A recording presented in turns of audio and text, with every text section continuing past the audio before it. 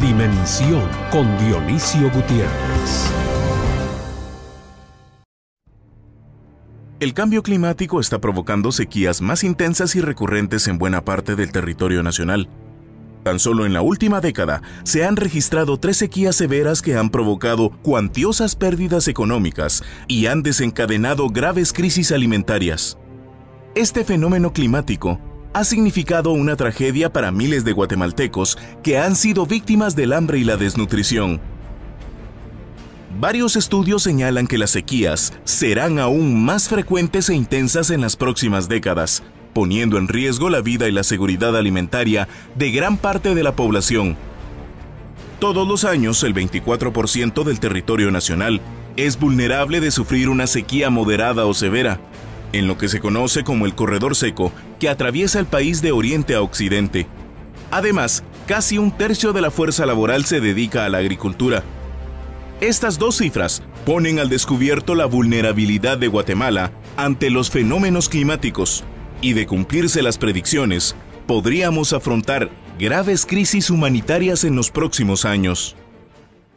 Hoy en Dimensión, analizaremos los efectos de la sequía que ha afectado al país en el presente año y analizaremos las medidas que se pueden tomar en el corto y mediano plazo para disminuir la vulnerabilidad del país ante el inminente cambio climático que está afectando a todo el planeta.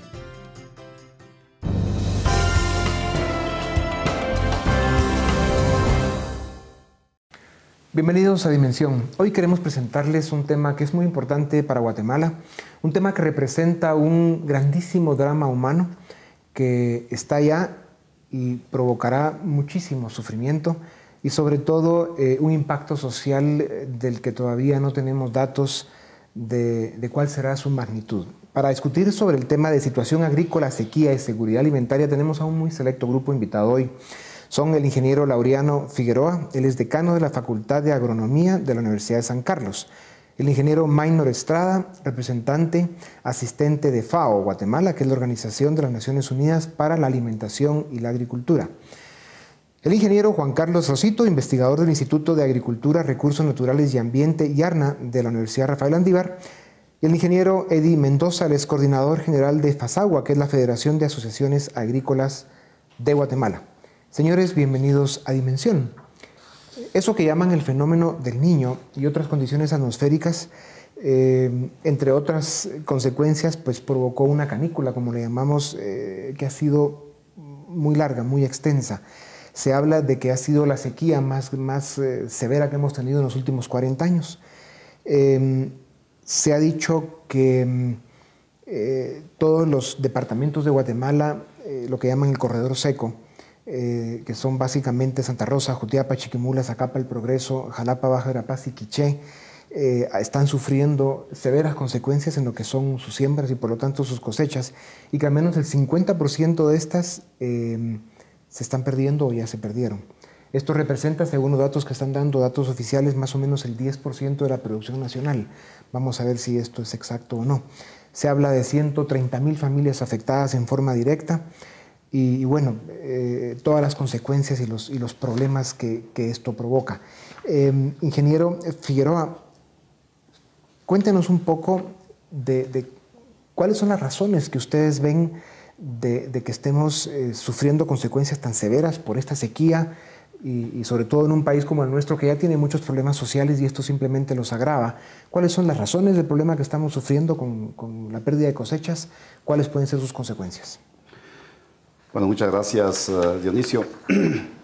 Bueno, estamos ante un fenómeno recurrente, ya las sequías y en el área del corredor seco, esto es, ya históricamente sabemos de que este fenómeno se viene presentando, lo que pasa es que ahora se ha magnificado el problema. Creo que una de las razones es de que no se ha abordado el problema, no nos hemos anticipado a minimizar el problema. ¿Cómo podríamos anticiparnos, digamos, ante una sequía que no se puede pronosticar de alguna manera ni hacer mayor cosa en contra de ella? Con proveer de sistemas de agua a estas áreas que ya sabemos que son de alta vulnerabilidad a las sequías. Recientemente indicaba yo de que para reaccionar a este tipo de fenómenos se invierten millonadas de dinero para paliar el efecto, pero si se invirtiera una pequeña cantidad de eso, o se hubiese invertido una pequeña cantidad, perdón, en años atrás para abordar ese problema con sistemas de riego o embalses, cosecha de agua, combinado con una serie de prácticas agronómicas, el problema no hubiese sido de la magnitud que estamos viviendo. ¿Cuál creen ustedes que puede ser el peor escenario que podríamos plantear ante esta situación que realmente no hemos terminado todavía de medir su magnitud y probablemente las consecuencias? ¿Qué escenarios prevén ustedes? A mí, si me permite. Usted lo dijo muy bien en su introducción. Esto está afectando más que todo al corredor seco de Guatemala, que son los departamentos de Chiquimula, Santa Rosa, Jalapa, Jutiapa, parte del Progreso y Baja Verapaz, una parte del Quiché. En estos lugares se concentra más o menos el 15% de las siembras de maíz, un 20% de las siembras de frijol y tal vez un 8% de las siembras de arroz. No todo se perdió en esto, no todo está perdido. Hay lugares en que el 100% de la milpa se perdió, del frijol o del arroz. Pero veámoslo también que en la franja está la que ha disminuido las aguas, porque si vamos más al occidente, tenemos que las lluvias han sido normales. Y un poco más al norte creo que hay hasta exceso de lluvias en comparación de otros años. Yo concuerdo con Laureano. Esto ha sido recurrente. Sabemos, por algo se llama el corredor seco de Guatemala, y que, digamos, el corredor seco es porque llueve menos que en todas las partes, que otras partes de Guatemala. Llueve alrededor de entre 600 y 800 milímetros al año, si lo comparamos, por ejemplo, con áreas de Mazatenango que llueven 4.000 hasta 6.000 milímetros al año. O sea, esto ya está ahí, es clima de todos los años y es recurrente todos los años. Pero no quiere decir que el corredor seco no tenga agua. Al contrario, por el lado de Zacapa y el Progreso tenemos el río Motagua. Por el lado de Chiquimula tenemos el río que baja desde Santa Rosa a Copán. O sea, tienen muy buenos afluentes de agua. No tienen, lo que pasa es que no ha habido una política de mediano y corto plazo o a largo plazo para poder, el próximo año no vamos a sufrir esto. Todos los años lo sufrimos. Este año se ha sido magnificado porque la canícula sobrepasó 4 semanas. 4 semanas sin agua para un cultivo del maíz es pérdida total. Pero yo creo que podrían hacerse políticas que conlleven hasta cambios de cultivo en algunas regiones. Porque, dígame, esto sabemos que es el corredor seco, altamente riesgoso sembrar cultivos que están supeditados al régimen de lluvias. Sí. Entonces, ¿por qué vamos a repetir todos los años ese riesgo? Sí. Tenemos que minimizar ese riesgo. O sea, claro, no ha habido previsión. Estas son políticas de mediano y largo plazo realmente que tendríamos que usar por la infraestructura que tenemos, en este caso natural, como son nuestros ríos, para facilitar el riego a estas siembras para que no se pierdan. Pero ahora que ya estamos en la crisis, ingeniero Estrada, ¿qué capacidad institucional cree usted que tenemos como país para afrontar, digamos, lo que podría ser una crisis alimentaria de una magnitud importante? Bueno, vea, yo creo que hay dos cuestiones aquí que tenemos que abordar. En primera instancia, me parece que desde el punto de vista de la oferta nacional de granos, la oferta nacional, la que llega al mercado, esta situación no creo yo que vaya a tener un efecto así inmediato. ¿Por qué? Porque la mayoría de la producción que se ha perdido es producción de autoconsumo. Ahí está el drama, en las familias está el drama. Sobre esa base, la respuesta institucional me parece que sí existe en estos momentos porque el conocimiento técnico se tiene.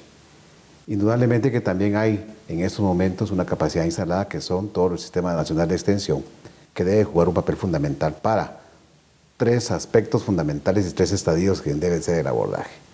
El primer estadio es que tiene que haber un estadio de ayuda humanitaria. Definitivamente la asistencia alimentaria se vuelve en estos momentos una situación primordial, fundamental. Indudablemente que aquí hay una condicionante. los beneficiarios, quiénes somos afectados, y hacia ellos debe llegar prácticamente esta asistencia. El segundo estadio es el de reconstrucción de medio de vida. Y específicamente aquí hay dos elementos importantes que hay que abordar. El primero es prácticamente apuntalar la siembra de frijol de segunda, que comienza ahorita en el 15 de agosto y se deja de sembrar el 15 de septiembre, en el entendido de que las lluvias van a estar prácticamente ya instaladas en esta fase de agosto y septiembre. Y el otro es, creo yo, que es importante de que exista aquí un trabajo de efectivo por trabajo comunitario, que yo creo que lo que la gente y la familia necesita es dinero para poder comprar. Y el tercer estadio, que es el de resiliencia, del que los colegas hablaban, en el que todos deben estar preparados porque esto es recurrente. Y entonces aquí hay un sinnúmero de tecnología, y que creo yo que la tenemos para poder abordar este problema y hacer una resiliencia comunitaria. Vamos a publicidad y regresamos en un momento para seguir en Dimensión con nuestro tema de hoy, que es situación agrícola, sequía y seguridad alimentaria.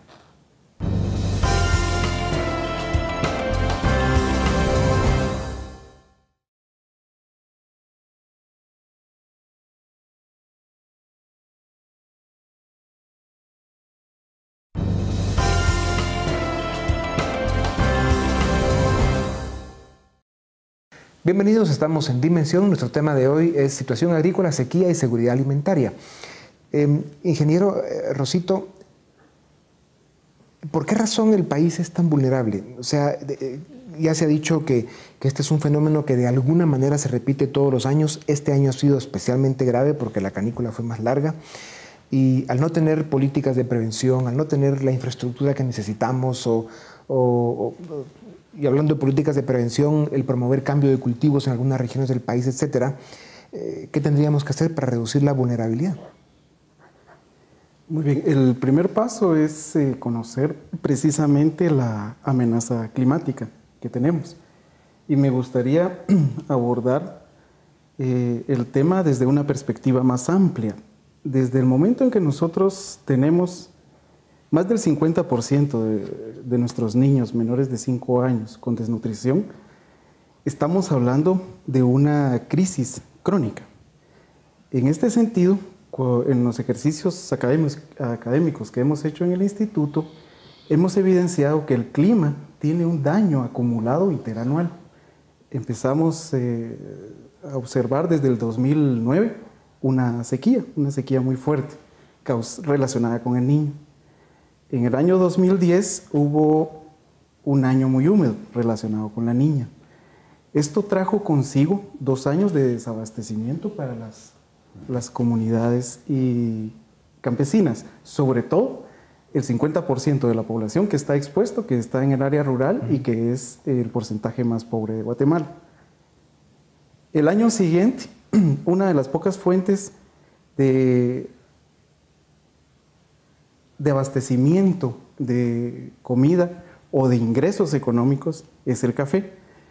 Se dio la roya en el 2012 y en el 2013. Es decir, ya el clima no es una variable que la tenemos que abordar solamente con los extremos o como la sequía que actualmente estamos viviendo.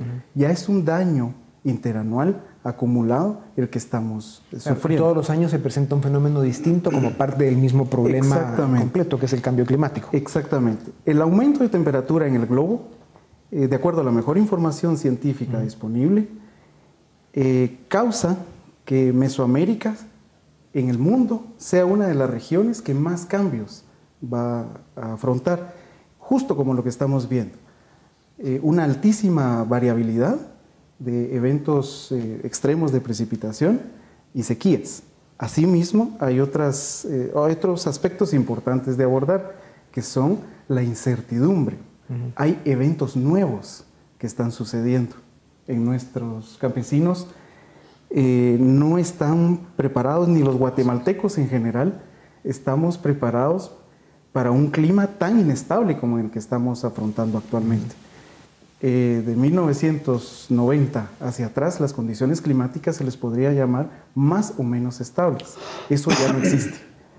Eso, para disminuir la vulnerabilidad, precisamente tenemos que fortalecer a nuestra base social con mejores programas de agricultura, también con el manejo de riesgo, seguros agrícolas, tecnología, etc. Pero hay que considerar que es algo integral y no es algo que estemos tratando con eventos extremos. Claro. Ya es algo sistémico. Y como parte de esa integralidad que usted menciona, ingeniero, y obviamente el tema de la desnutrición crónica que padecen 1 de cada 2 niños que nacen en Guatemala, que sigue siendo un drama, además de trágico, vergonzoso para nuestro país. Claro. Cuando se habla de integralidad, tenemos que tomar en cuenta, digamos, la ausencia de políticas públicas que vayan con una, digamos, formación, educación, para evitar ese crecimiento poblacional que se da en el área rural, indígena y más pobre del país, ¿no? Donde hay pues tanta ignorancia y se siguen teniendo 7, 8, 9 hijos o a veces más, y que vienen básicamente a sufrir, ¿no? Y eso pues es una de las grandes tareas pendientes en nuestro país. Otro problema que se está viendo a raíz de la sequía es daños en los cultivos de café. Se habla de que la roya también ha atacado en algunas regiones del país a causa de la sequía y que no se han cuantificado los daños hasta el momento. ¿Qué saben ustedes de esto y cómo complica, digamos, o suma el problema? Fíjese que, me permitís, lo que pasa es que hay un dato que acabas de dar. La roya fue un problema el año pasado, el antepasado, porque fue un año húmedo con altas temperaturas. Un año seco con altas temperaturas no es favorable para la roya, si lo vemos desde el punto de vista del desarrollo del hongo, porque no es... ahorita, yo creo que las regiones del corredor seco que tienen café no deberían de estar sufriendo tanto daño de roya, pero la otra parte de Mazatenango y todo, donde hay normal las lluvias, creo que sí deben de haber. Cuando hay una época seca, como la que está abriendo ahorita, lo que se disparan son las plagas, no las enfermedades, son plagas. Estas sí, nosotros lo estamos viendo. Nosotros, FASAGUA, en nuestro área de acción ha estado mucho enfocada en el área de Jutiapa, en todo el corredor seco de Guatemala, con producciones de tomate, chile y cebolla, y vemos que, por ejemplo, la mosca blanca, el trips, la paratriosa, que son vectores de virus, se nos van las poblaciones increíblemente para arriba, porque mayor temperatura, el ciclo biológico de las plagas se acorta y tienen más poder de reproducirse, se reproduce más rápido y en mayor volumen. Ahorita el problema, digamos, en los campos de producción es que hay mucha plaga y esto se potencializa, va a ser mayor a poco tiempo. Pero yo pienso que también es importante la pregunta que usted hace, no solamente una respuesta de carácter técnico, también de carácter social y económico.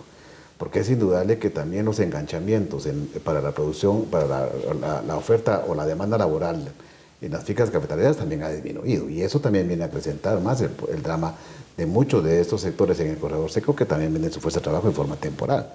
Y esto se ha reducido y en el campo se ha visto. Prácticamente la reducción de empleo temporal a través de la industria del café ha sido notoria. Eso se ha reducido, ¿no? ¿Cómo se llama? El año pasado, octubre, noviembre, diciembre, enero, febrero, que terminó prácticamente la temporada de cosecha. Y sí hubo reducciones, y es dinero que entraba a la familia. Porque prácticamente la identificación de la economía campesina es que es multiingresos. Fuerza laboral, agricultura, empleo doméstico, etcétera. Entonces eso prácticamente, la economía campesina es una bolsa que recoge ingresos de múltiples acciones. Y eso sí se ve. Claro, ingeniero. Creo que este problema de la roya, para regresar de nuevo al tema, la roya ha estado en Guatemala en 1982 y ha sido endémico en todo ese periodo. Como lo mencionaba Eddie, estas variaciones, hay estudios ahorita que demuestran que a raíz de este fenómeno que vino para quedarse, el problema del cambio climático, las oscilaciones de temperatura, extremos, temperaturas altas, temperaturas bajas y en ciertas épocas lluviosas, además de que en Guatemala nuestra caficultura es más casi de recolección, no es una agricultura tecnificada, han sido los fenómenos que han hecho propicio para que la epidemia de la enfermedad se disparara. Y mucha gente depende directa o indirectamente del fenómeno. Algunos dicen que no es el cambio climático, se pensaba de que se tenían nuevas razas de roya, otros que había problemas de resistencia a los fungicidas que se han venido utilizando en los últimos años. Pero realmente, desde mi perspectiva, es un problema del cambio climático. Si fuese una roya, una nueva raza, no sería un fenómeno extendido desde México hasta Colombia, por ejemplo. Si tomamos en cuenta que el cambio climático es una realidad, que está teniendo efectos dramáticos, sobre todo en Mesoamérica, como decía el ingeniero Rosito, si a eso sumamos que la población en Guatemala está creciendo al 2.4% y que más o menos en 8 o 9 años podríamos estar llegando a los 20 millones de guatemaltecos, un crecimiento que se dará precisamente en el área rural, indígena y más pobre del país. Y si no hay políticas públicas de prevención que vayan a aliviar todos estos problemas en lo que es el crecimiento poblacional, la forma en que sembramos, el tipo de cultivos, cómo usar los ríos y la estructura natural que tenemos para los riegos, etcétera, realmente los pronósticos que se pueden hacer de a dónde va Guatemala, haciendo un análisis integral, podría dar escalofríos. Sí. Porque no estamos, digamos, previendo, no estamos siendo preventivos en evitar. Sí, yo pienso que la variable demográfica que usted plantea es fundamental en esa acción integral que hablaba Juan Carlos. Una variable demográfica que realmente en Guatemala es difícil en estos momentos por ese conservadurismo que tenemos hablar. Y justamente, si usted se da cuenta, aquí podemos hablar de que hay una política agrícola, una política de desarrollo rural, hay una política de aguas, etc.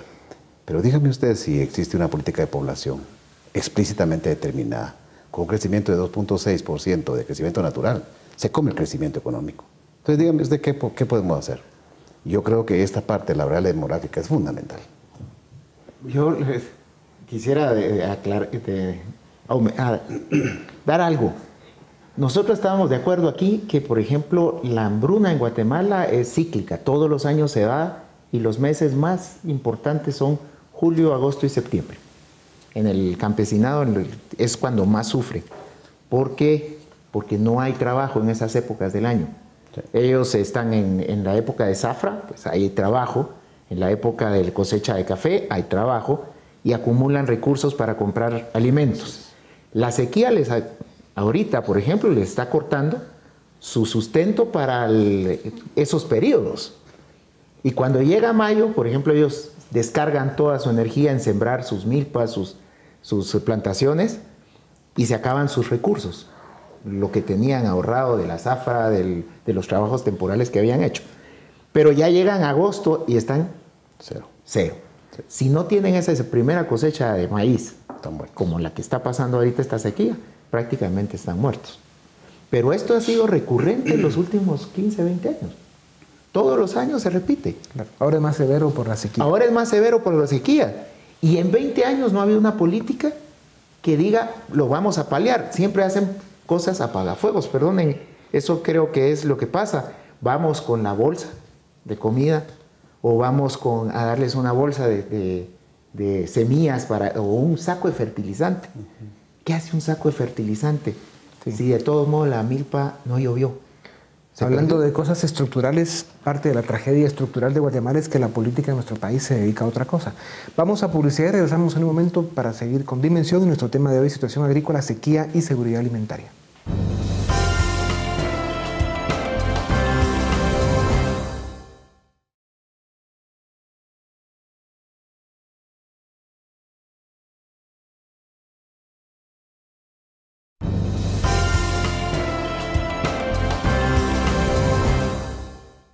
Bienvenidos, estamos en Dimensión tratando el tema de situación agrícola, sequía y seguridad alimentaria.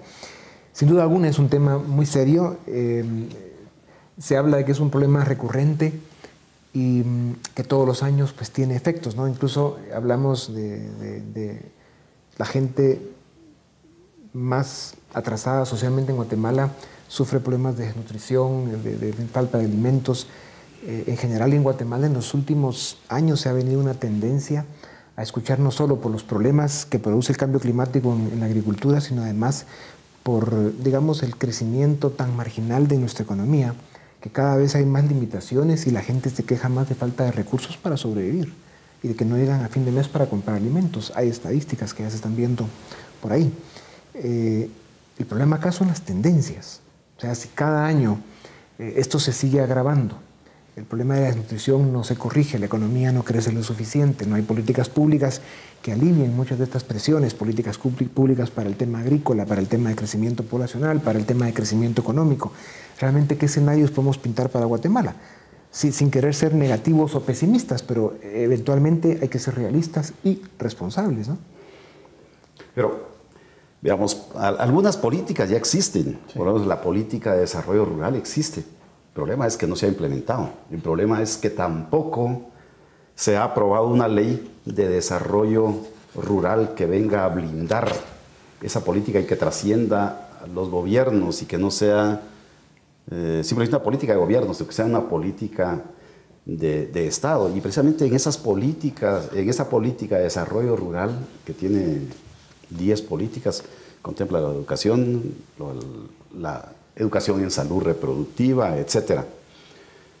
El problema de esta crisis que estamos viviendo, que la estamos viendo porque está concentrada en el corredor seco, pero es un problema que está generalizado a nivel de país. Y ya lo mencionaba el ingeniero Estrada, que el abordaje debe ser de forma integral. Y creo que una de las salidas es cómo crear empleo en el área rural. Y yo estoy plenamente convencido que una de las formas de crear empleo en el área rural, aparte de la inversión pública, el promover el emprendedurismo en el área rural, es el apoyo que tiene que tener a la economía campesina, que como lo mencionaba el ingeniero Estrada, no, todo el mundo ve la economía campesina como una economía agrícola, pero ahí hay artesanías, hay prestación de servicios, hay potencial, hay potencial de muchos sectores. Otro de los fenómenos que se están viendo con este problema de la sequía este año es que, sobre todo en Oriente, digamos, campesinos que tenían sus parcelas o sus lotes sembrados y que por alguna circunstancia especial lograron llevar a un final feliz su cosecha, la descuidan un segundo y se la están robando. Sí. Entendemos que el nivel de delincuencia ha subido de una forma dramática. Hay muchas quejas, denuncias de cosechas pequeñas, pero que eran importantes para quien las sembró. Obviamente, se las han robado. Y esto está creando altos niveles de conflictividad e incluso de violencia. O sea, sí tiene consecuencias serias, digamos, el problema que estamos viviendo. Bueno, esta parte de los robos o hurtos se ha acrecentado en el área rural en los últimos años. El hurto y el robo no es solamente en las ciudades. Por ejemplo, sin ir tan lejos, en las faldas de Volcán de Agua, el robo de café, el robo de frijol en época o las frutas, eso ya es una realidad en el área rural. Y ahora se acrecienta más en el corredor seco porque prácticamente también aquí hay, en alguna medida, también no solamente la cuestión del dolo, sino la cuestión de la supervivencia. Entonces eso se vuelve mucho más dramático. Pero vamos, que todo eso es consecuencia también de que, por ejemplo, en el corredor seco hay muy poca fuente de empleo. Sí. Si no hay empleo, la gente obviamente va a tener que buscar algún otro mecanismo para llevar la comida a su casa. Pero yo creo que, y viéndolo positivamente, lo que hablamos hace un rato, el hecho de que sea el corredor seco no quiere decir que no tenga agua.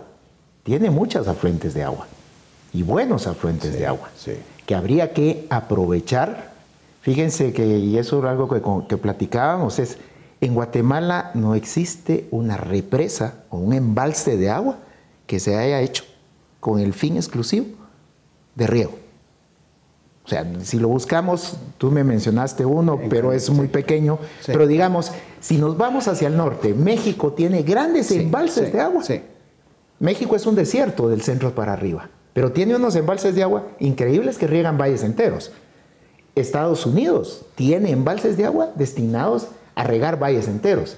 Guatemala tenemos buenas fuentes de agua y no tenemos un embalse. Pero justo este año se hizo un levantamiento de información sobre los mejores lugares para hacer los embalses. O sea, ya en alguna medida el tratamiento del embalse como una estrategia o una aplicación tecnológica para ¿cómo se llama? Para gestión del agua, ya existen. Pero el problema es que ahí debe ir dirigido la inversión. Pero vamos 20 años atrasados. Totalmente. 30 años atrasados. Esto lo deberíamos de haber empezado a hacer hace 20 años.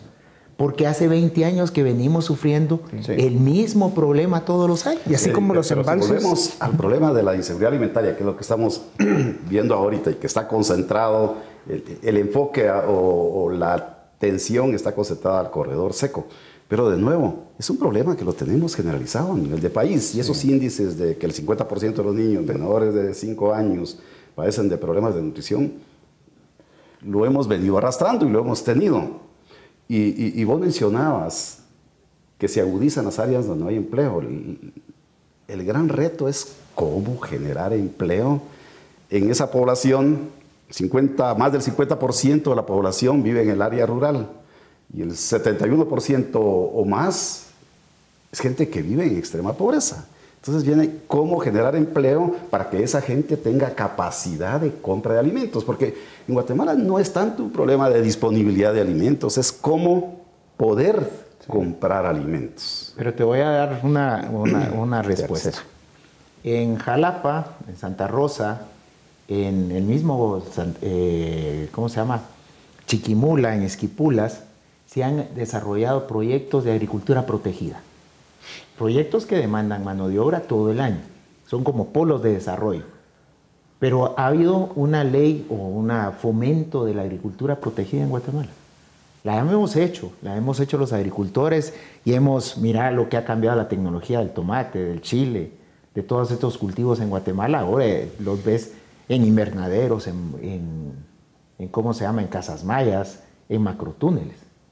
Hoy leí en la prensa un agricultor que dice, sí, pero yo no tengo acceso, no tengo dinero para poder adquirir esa tecnología.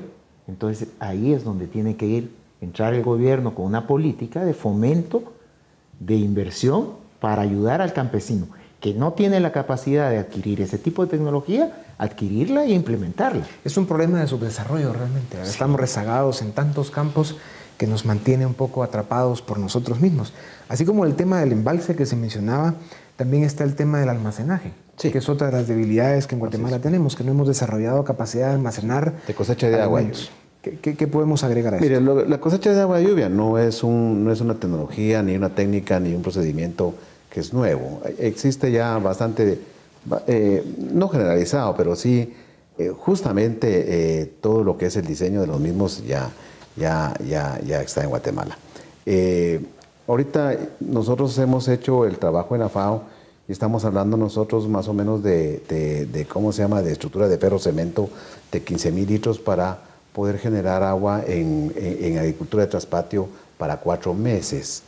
O sea, lo que se acumula, ¿cómo se llama?, lo que se acumula puede servir para practicar agricultura de traspatio 4 meses en producción de hortalizas. Y ese trabajo se ha hecho a partir de todos los estudios de isoyetas en el corredor y justo el agua que se pueda cosechar es apropiada para poder... Ahora, no solo hablamos de almacenaje de agua, también de alimentos. Exacto. Total, bueno, el almacenamiento de alimentos ese es otro asunto que tiene que ver mucho con todas las actividades de post cosecha. Porque también hay que reconocer de que el 35% en muchos casos se pierde de lo cosechado y eso sí es un drama. No solamente no tenemos, sino que perdemos lo que cosechamos. Sí. Y entonces aquí todas las estructuras de cómo se llama de post cosecha son fundamentales en la economía campesina. Ingeniero Rosito, regresando al tema del cambio climático, que es determinante en lo que nos espera en Guatemala en los próximos años, ¿cuáles son los datos que ustedes tienen de los pronósticos? ¿Qué podemos esperar en los próximos 5 años? Muy bien, hablando de tendencias, en la década de 1950 teníamos un niño, es decir, un evento de sequía fuerte, y una niña cada 10 años. Para el año, entre 1990 y el 2010, tuvimos 4 niños y 4 niñas. Es decir, la tendencia es que la intensidad y la frecuencia de estos eventos climáticos va a seguir agravándose. Esto aunado al hecho que En la Tierra únicamente ha aumentado 0.5 grados centígrados desde 1900 hasta el año 2000. Y se cree que los expertos científicos internacionales creen que a finales de este siglo el cambio de temperatura va a ser entre 3 y 4 grados. Es decir, nos estamos enfrentando casi a un nuevo país. A un nuevo mundo. A un nuevo mundo en donde nosotros vamos a ser altamente tocados por nuestra alta vulnerabilidad, pocas capacidades sociales de respuesta y una amenaza todavía que no podemos dimensionar. Sin embargo, es importante mencionar, para que todo esto podamos hacerle frente a semejante reto, tenemos que empezar a aliviar las tensiones que tenemos dentro de nuestro sistema social. Claro. Y el alivio a este problema a nivel global es una responsabilidad de todos los países que formamos el planeta. Totalmente de acuerdo. Y sobre todo de las élites que todavía tienen legitimidad para convocar. Es decir, este país lo tenemos, es una oportunidad. El cambio climático, hacer un riesgo tan alto, es una oportunidad para que nos pongamos de acuerdo. Hay muchas distracciones, ¿verdad? Tenemos que ir a publicidad y regresamos en un momento para seguir en Dimensión con nuestro programa de hoy.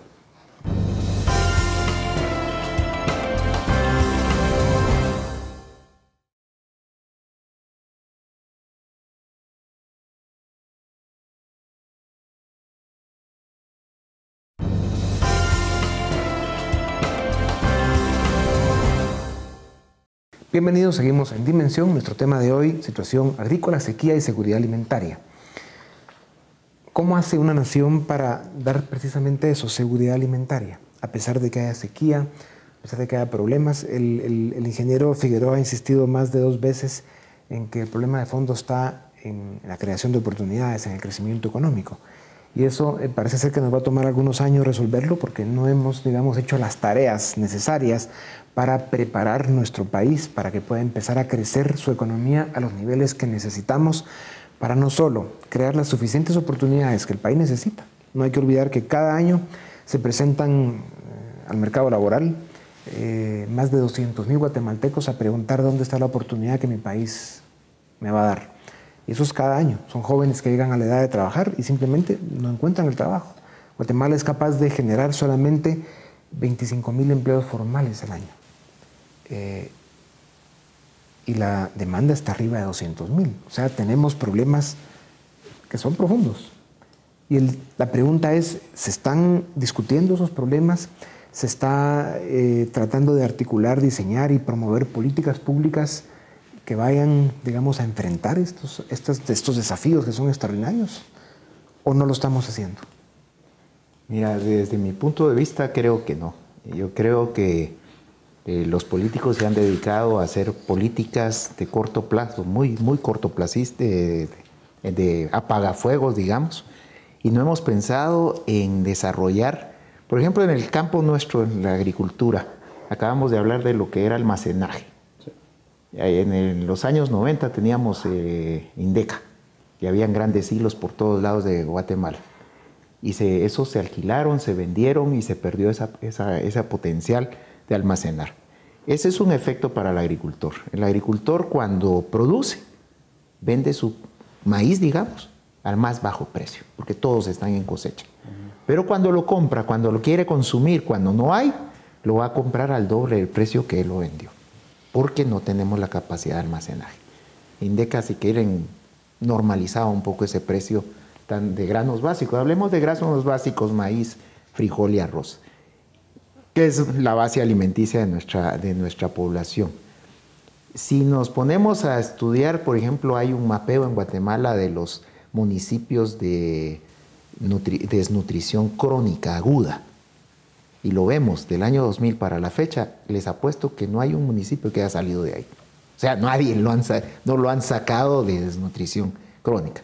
Quiere decir que las políticas que se han hecho no han ayudado a que esos municipios que tienen desnutrición crónica aguda salgan de ese reglón y pasen a, digamos, solo a desnutrición. Pues. Guatemala tiene uno de los, digamos, productos internos brutos per cápita más bajos de América Latina. O sea, los altos índices de pobreza que tenemos, no hemos logrado bajarlos, ¿verdad?, en los últimos 30 años. Un crecimiento de nuestra economía promedio, crecimiento neto de 1.2%, quitando crecimiento de la población, como decían. Eso es un crecimiento muy bajo. O sea, un país empieza, digamos, a iniciar su camino al desarrollo cuando logra crecer su economía 6 puntos porcentuales por arriba del crecimiento de la población durante 20 años. Eso en Guatemala nunca lo hemos logrado, ni siquiera un año. Entonces teníamos que estar viendo un crecimiento arriba de 8%. Y ese es el desafío que tenemos como país. Pero no se quiere hablar. Y por eso es que yo insisto en que si el problema de inseguridad alimentaria, que en Guatemala abundan alimentos, el problema es el acceso a esos alimentos, poderlos comprar. Y para eso es generar empleo. De acuerdo. Pero cuando hablamos de esas cifras del 50% en el área rural, un 71% de personas en situación de pobreza, ¿cómo generar el empleo? Algunos dicen, bueno, hay que invertir, la inversión privada para generar empleos. Pero hay estimaciones que hablan de que no pasa del 15% la cantidad de empleos que se podían generar para esa población y generar empleo para el resto. Por eso yo sigo creyendo en que una de las salidas es el apoyo a la economía campesina, el apoyo a la agricultura familiar, que es donde se puede generar empleo masivo, pero que no solo haya crecimiento económico, sino que haya también crecimiento humano, pues las condiciones de desarrollo humano se den. Pero para eso algunos dicen, bueno, es que el problema es que las peores tierras están en el altiplano y debería haber un reparto de tierras, etc. El problema no es solo de tierras, el problema es que el Estado, y ahí sí es una intervención de Estado, debe proporcionar apoyo técnico, porque sí debe, esa es una función que el Estado, y hacia esas grandes mayorías desposeídas debe el Estado enfocar sus esfuerzos. En el caso de la agricultura familiar, darles asistencia técnica, facilidades para que tengan acceso a riego, semillas, paquete tecnológico. Pero no hay que olvidar, ingeniero, que lo que usted menciona de alguna forma son las causas, los efectos, las consecuencias de una realidad que hemos tenido por muchos años, que evidentemente a nivel de Estado tienen que aliviarse esos problemas que tenemos, sobre todo en el área rural, indígena del país. Pero lo que Guatemala necesita realmente es una revolución educativa, un desarrollo cultural, un cambio en nuestra cultura que nos permita ir no solo enfrentando mejor los desafíos del desarrollo, manejando mejor el tema de la planificación familiar desde cada individuo, en cada jefe de familia, sabiendo accesar mejor a todo lo que la modernidad ofrece, ¿no? Que incluye cambiar de cultivos, cambiar de actividad económica, etcétera. Yo no dudo lo que usted está diciendo, y yo creo que tiene toda la razón, pero en lo que nos compete en este caso y en el tema puramente del sector, yo creo que lo que está diciendo Laureano es muy cierto. Hay que apuntalar un programa que está ahorita ¿cómo se llama?, en marcha, que es el programa de agricultura familiar, porque prácticamente ahí estamos y tenemos al 56% de la población rural pobre. Sí. La población que tiene, y a ellos hay que apuntalarlo, no los podemos desaparecer, pero es indudable que tenemos que apuntalarlo con asistencia técnica e inversiones en el campo. Obviamente que lo que usted dice, educación, salud reproductiva, acción integral, ¿cómo se llama?, en otros ámbitos, en otros sectores. Es fundamental. Usted dice, ingeniero, es lo que tenemos que hacer, pero no está sucediendo. ¿Por qué? Porque la economía no crece, no hay suficientes recursos, la política no funciona, entonces siempre nos quedamos en el deber ser. Por eso es que, si bien hay que hacerlo, obviamente, el ir como una cuestión de Estado, aliviar y ayudar a toda esa gente que está en problemas, pero en paralelo tenemos que ir desarrollando y implementando políticas públicas que nos ayuden a resolver el problema de fondo, que es ese cambio cultural, ese, digamos, aumento en el nivel educativo de la gente para que pueda enfrentar mejor la vida, porque al final de eso se trata. No lo dudo, y eso es muy importante lo que usted dice, la parte de educación, porque prácticamente es cierto, ha habido un aumento de cobertura en la educación primaria, pero ¿después qué? Sí, así es. Y eso es fundamental. Ponle que ahorita fomentemos una agricultura familiar desmesuradamente. Van a producir más tomate, van a producir más frijol, más maíz. pero ¿y quién se los va a comprar si no hay capacidad en el resto de la población para poder comprar ese producto? Entonces vamos a tener un montón de agricultores quebrados. Mira, nosotros en el sector tomates lo acabamos de sufrir. Desde el mes de marzo para el mes de junio tuvimos una superproducción nacional, pero súper. Te digo, nunca habíamos tenido tanta producción de tomate en Guatemala como estos meses. Monitoreamos más de 80,000 cajas de 50 libras entrando diariamente a los dos mercados, Segma y Terminal. Cuando un año normal en Guatemala se producen 32,000 cajas de tomate al día. ¿Qué causó eso? Que el precio se vino de 120 quetzales que costaba una caja a 20 quetzales, abajo del costo. ¿Y se ha logrado vender, por lo menos, a ese precio? Te digo, muchos agricultores quebraron, muchos abandonaron sus tomatales. O sea, nosotros podemos fomentar un cultivo, fomentar producción, pero tenemos que fomentar también el consumo, claro. Porque si no vamos a compaginar. Sí. Queremos desarrollo, pero tenemos que tener desarrollo en el que va a consumir todo ese producto. Nos quedan más o menos 50 segundos para terminar. En 2 palabras cada uno, ¿cuál es su pronóstico de cómo vamos a lograr enfrentar la crisis actual y de qué magnitud va a ser? ¿Vamos a lograr a mí me gustaría abordar un tema fundamental en la sociedad, que es la gestión del recurso hídrico. Recurso hídrico. Le tenemos que apostar desde todos los sectores de la sociedad a resolver el problema de los recursos hídricos en función del bien común. Para mí, fomentar resiliencia comunitaria. Eso creo que es lo que nosotros tenemos que hacer en estos momentos. Más comunidad. Más solidaridad. Más solidaridad. Para mí la situación se va a agravar siempre y cuando continuemos con la clase política que tenemos. Bueno, mejor final que ese no podría haber. Muchas gracias por habernos acompañado en este programa. A ustedes les agradecemos también habernos recibido un día más y nos vemos la próxima semana y los dejamos con Dimensión Redes.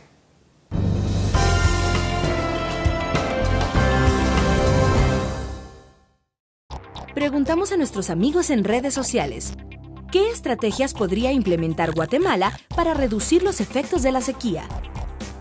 Elisa Stahl comentó, a través de sistemas de riego, por ejemplo. Luis Miguel Reyes Silva dijo, lo que se necesita es una política de prevención. Muchos de estos fenómenos climáticos son predecibles y sus efectos se pueden reducir implementando estrategias e inversiones focalizadas que permitan que los agricultores tengan acceso a tecnología y conocimiento de sistemas de riego modernos. Valentín Tabico agregó, también hay que parar de deforestar, cortar árboles y reforestar. Comparto al 100 que debemos aprender nuevas técnicas de cultivo. Los israelitas y otros pueblos producen en el desierto.